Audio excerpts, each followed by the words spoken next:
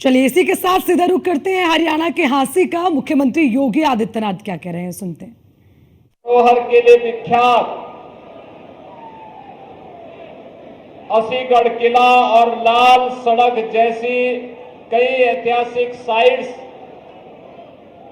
जिसके पास धरोहर के रूप में मौजूद हो, ऐसी हांसी की इस पावन धरा को कोटि कोटि नमन करते हुए मैं आप सबका हृदय से अभिनंदन करता हूं।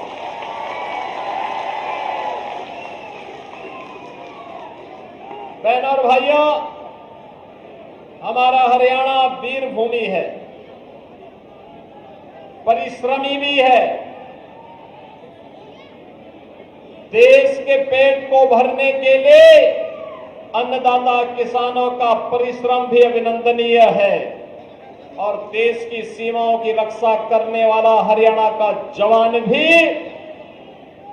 पाकिस्तान के छक्के छुड़ाने का काम करता है। ऐसे धरती पर आने पर गौरव की अनुभूति तो होगी। बहनों और भाइयों, मैं भी मर्यादा पुरुषोत्तम प्रभु श्री राम की पावन धरा अयोध्या धाम की धरती उत्तर प्रदेश से आपके बीच में आया हूं। अभी जैसे मैं आया, यहां पे राम दरबार के दर्शन मुझे सामने सामने हो गए। छोटे छोटे बच्चे, कोई राम के वेशभूषा में, कोई लक्ष्मण, कोई माता सीता की, कोई हनुमान जी के, ये सबके वेशभूषा में, कोई गुरु वशिष्ठ के वेशभूषा में, लेकिन कोई रावण के वेशभूषा में नहीं था। लगता है आपने तय कर लिया कि रावण, मेघनाथ और कुंभकर्ण की वेशभूषा में केवल कांग्रेस के लोगों को रहना चाहिए। बहनों और भाइयों, अयोध्या में 500 वर्षों का इंतजार समाप्त हुआ। अब अयोध्या में 500 वर्षों के बाद रामलला फिर से विराजमान हो गए हैं। जिस कांग्रेस ने अयोध्या में राम मंदिर के मार्ग में बाधाएं खड़ी की, जब पूरी दुनिया प्रफुल्लित है, उत्साहित है, तब कांग्रेस के ये बदनसीब नेता आज घड़ियाली आंसू बहा रहे हैं, कह रहे हैं कि अयोध्या में 22 जनवरी के फंक्शन में इतना भव्य फंक्शन क्यों हो गया। बताओ, हमारे प्रभु 500 वर्षों के बाद अपनी जन्मभूमि पर विराजमान हो रहे हैं। पूरा देश प्रफुल्लित है, पूरी दुनिया प्रफुल्लित है, लेकिन कांग्रेस के बदनसीब नेता आज भी इसको अच्छा नहीं मानते हुए आज भी घड़ियाली आंसू बहा रहे हैं। बहनों और भाइयों, जिनको अपनी धर्म और संस्कृति पर गौरव की अनुभूति न होती हो,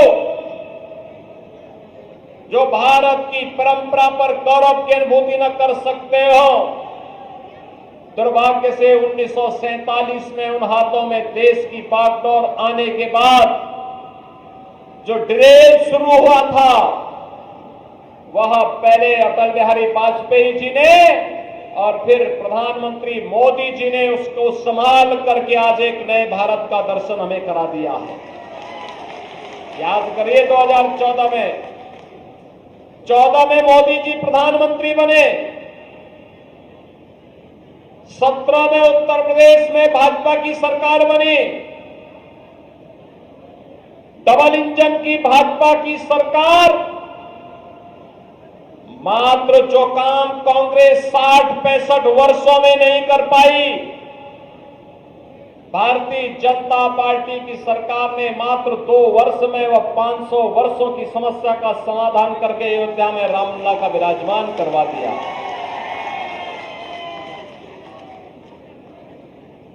जो राम की संस्कृति को पोष रहे हैं, बहनों और भाइयों, राम की संस्कृति को कोसने वाला वही व्यक्ति होगा जो रोम की संस्कृति पर विश्वास करता होगा, ये रोम की संस्कृति को मानने वाले लोग आज राम की संस्कृति को उसको कोसने का काम कर रहे हैं, अपमानित करने का काम कर रहे हैं। लगातार यही कार्य करते रहे ये लोग, और इसीलिए मैं आपसे कहने के लिए आया हूं, बहनों और भाइयों, जो राम का नहीं, एक तो घोषणा करिए, जो राम का नहीं वो हमारे किसी काम का नहीं, जो राम का नहीं वो हमारे किसी काम का नहीं। राम तो भारत राष्ट्र के प्रतीक हैं। भारत के स्वाधीनता संग्राम सेनानियों, भारत ने संसद के जब देश के संविधान को बनाने का काम किया तो संविधान में जो मूल प्रति है, उस मूल प्रति में पुष्पक विमान से भगवान राम का माता जानकी, लक्ष्मण जी, हनुमान जी के साथ अयोध्या आगमन का चित्र आज भी बना हुआ है। और इसीलिए तो राष्ट्रपिता महात्मा गांधी ने कहा था, भारत के अंदर शासन की, सुशासन की व्यवस्था का आधार कोई बन सकता है तो मात्र राम राज्य हो सकता है, राम राज्य। और उस राम राज्य को जमीनी हकीकत पर लाने का काम कोई कर रहा है तो प्रधानमंत्री मोदी जी कर रहे हैं। मुझे बताइए देश पे जब संकट आता है, कभी कहीं कोई आपदा आ गई, आपने कहीं किसी आपदा में कांग्रेस के नेताओं को सेवा के कार्यों के साथ जुड़ते हुए देखा है क्या? आपदा मानते किसी एक क्षेत्र विशेष में आती होगी, लेकिन कोरोना महामारी तो पूरी दुनिया के अंदर आई थी, पूरा देश इसकी चपेट में आया था। श्री राहुल गांधी कहीं गए थे क्या? बहनों और भाइयों, जब कोरोना महामारी के दौरान सेवा की बात आई थी तो केवल भाजपा का कार्यकर्ता प्रधानमंत्री मोदी जी और भारतीय जनता पार्टी के राष्ट्रीय अध्यक्ष जेपी नड्डा जी के आह्वान पर सेवा ही संगठन है संकल्प के साथ अपनी जान की परवाह के बगैर जनता जनार्दन की सेवा कर रहे थे। बहनों और भाइयों, देश के संकट के समय राहुल जी को 140 करोड़ के भारतवासी याद नहीं आते, उस समय उन्हें याद आती है इटली में नानी याद आती है। जो आपके संकट के समय आपके साथ नहीं खड़े हो सकते तो क्या उनको चुन करके भेजना चाहिए क्या? एक गलती कभी मत करना। यह देश लगातार गलती पे गलती क्या करता गया कि इन लोगों ने देश की सुरक्षा के साथ खिलवाड़ किया। इन लोगों ने देश में आतंकवाद की जननी कांग्रेस, उग्रवाद की जननी कांग्रेस, नक्सलवाद की जननी कांग्रेस, भ्रष्टाचार की जननी कांग्रेस और माफिया और कांग्रेस तो ऐसे हैं जैसे एक दूसरे के पूरक बन गए हैं। चोली दामन का इनका साथ हो गया है। वह माइनिंग माफिया हो, वह वन माफिया हो, वह पशु माफिया हो या संगठित अपराध में लिप्त माफिया, इन सब के साथ इनका गठजोड़ है। ये जनता जनार्दन का शोषण करते हैं। भारतीय जनता पार्टी सुरक्षा का नाम है, भारतीय जनता पार्टी समाधान का नाम है, भारतीय जनता पार्टी बिना भेदभाव के विकास की योजनाओं को पहुंचाने का नाम है। भारतीय जनता पार्टी बिना भेदभाव के विकास की योजनाओं को हर गरीब तक, हर किसान तक, हर नौजवान तक, हर महिला तक पहुंचाने का नाम है। बहनों और भाइयों, मुझे बताओ, ये कांग्रेस के समय में किसान आत्महत्या करता था कि नहीं करता था? आज देश के 12 करोड़ किसान परिवारों को प्रधानमंत्री सम्मान निधि का लाभ प्राप्त हो गया है। कांग्रेस ने क्यों नहीं दिया, लेकिन मोदी जी ने दिया। 80 करोड़ गरीब फ्री में राशन की सुविधा का लाभ प्राप्त कर रहे हैं। 60 करोड़ गरीबों को 5 लाख रुपए की आयुष्मान भारत की सुविधा प्राप्त हो रही है। 12 करोड़ गरीबों के घर में शौचालय बन गए हैं। 10 करोड़ गरीबों के घर में उज्ज्वला योजना का रसोई गैस का सिलेंडर पहुंच गया है। और बहनों और भाइयों, 4 करोड़ गरीबों के घर भी बन गए हैं।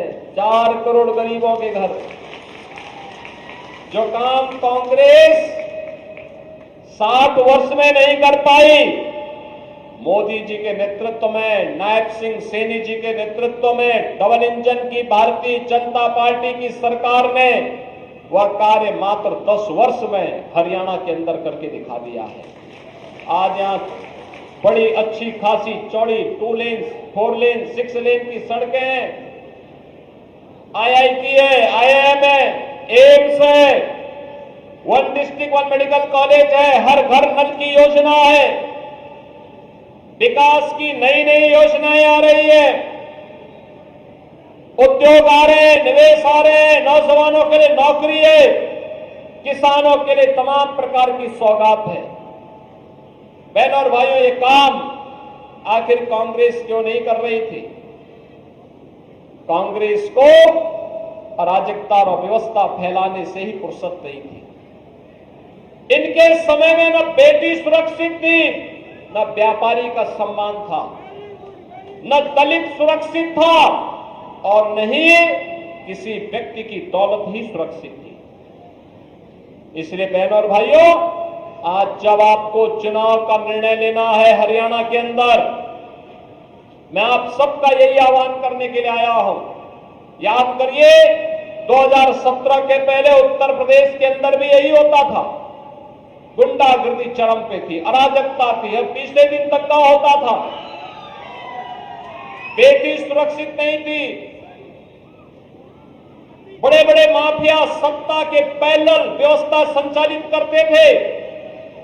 पिछले 7.5 वर्ष से बीजेपी की डबल इंजन की सरकार यूपी में है, और यूपी में एक भी दंगा नहीं हुआ, कोई दंगा नहीं। नो कर्फ्यू, नो दंगा। यूपी में है सब चंगा। क्योंकि माफिया, जो बड़े बड़े माफिया थे, दुर्दांत माफिया थे, वे या तो जेल चले गए या फिर जहन्नुम की यात्रा में। राम नाम सत्य है। और इसीलिए आज मैं आपसे कहने के लिए आया हूं, यह कार्य केवल बीजेपी करेगी, सुरक्षा प्रदान करने का, बिना भेदभाव की सुरक्षा, बिना भेदभाव के सम्मान, बिना भेदभाव की गरीब कल्याणकारी योजनाएं, और बिना भेदभाव के अयोध्या में राम मंदिर का निर्माण हो गया है। हर धर्म स्थल को, उसके आध्यात्मिक वैभव को पुनर्स्थापित करने का काम भारतीय जनता पार्टी कर रही है। विरासत और विकास की योजना को एक साथ कोई ले जा सकता है तो केवल भाजपा ले जा सकती है। कांग्रेस के लोग तो विरासत की जब बात करते हैं तो इन्हें भारत नहीं, राम नहीं, इन्हें रोम और इटली याद आता है। ये जाए ना वहीं पे, ये वहीं की चर्चा करें। वोट यहां से क्यों मांगने के लिए आए? हरियाणा और झांसी से या हिसार से क्यों वोट मांगने के लिए आए हैं? वहीं से वोट मांगे। और इसीलिए मैं आप सबसे अपील करूंगा, हिसार वासियों से अपील करूंगा, ये डबल इंजन सरकार की ताकत को समझ करके हरियाणा को धाकड़ हरियाणा बनाने के लिए फिर से हमें मिलकर के काम करना होगा। और इसके लिए भारतीय जनता पार्टी ने श्री विनोद ब्याला जी को आपका प्रत्याशी बना करके आपके बीच में डाला है। विनोद जी को चुनाव जिता करके भेजेंगे। 5 अक्टूबर को जब चुनाव होगा, तब शारदीय नवरात्रि की आदि शक्ति मां भगवती दुर्गा के पूजन का तीसरी तिथि होगी।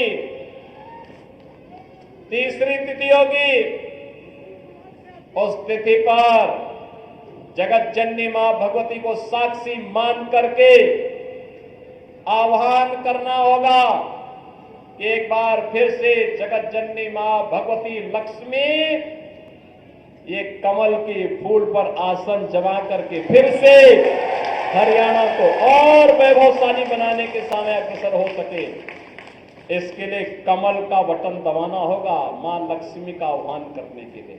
सहमत है ना? सहमत है ना? तो चुनाव जिता करके भेजेंगे। आपका उत्साह के लिए मैं आपका अभिनंदन करता हूं। जो उत्साह आप दिखा रहे हैं, बस इस उत्साह को 5 अक्टूबर तक बने रहने दीजिए। कांग्रेस की जमानत जब्त करिए। जिन्होंने हरियाणा को लूटा है उनको सबक सिखाइए और हरियाणा को फिर से विकास की डबल इंजन सरकार की डबल स्पीड के साथ आगे बढ़ाने की तैयारी के साथ आगे बढ़िए। यही अपील आप सबसे करते हुए आप सब मेरे साथ बोलेंगे, भारत माता की, भारत माता की, भारत माता की।